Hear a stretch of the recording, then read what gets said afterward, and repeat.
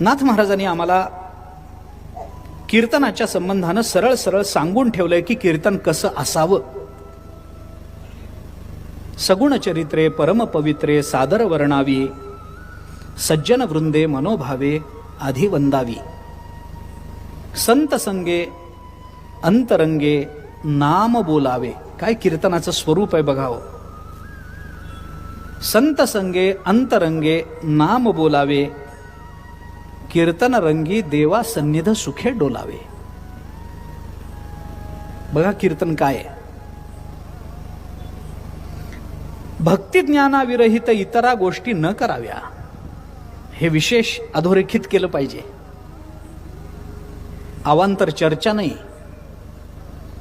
भक्ती ज्ञान वैराग्य याची चर्चा झाली पाहिजे.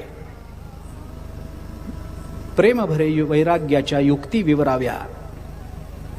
कशा करता? जेणे करुनी मूर्ती ठसावी अंतरी श्रीहरीची, ऐसी कीर्तन मर्यादा आहे संतांच्या घरची. जेणे करुनी बघा, मूर्ती ठसावी अंतरी श्रीहरीची. श्रीहरीची मूर्ती जेणे करुनी अंतरी ठसावी असं कीर्तन असलं पाहिजे.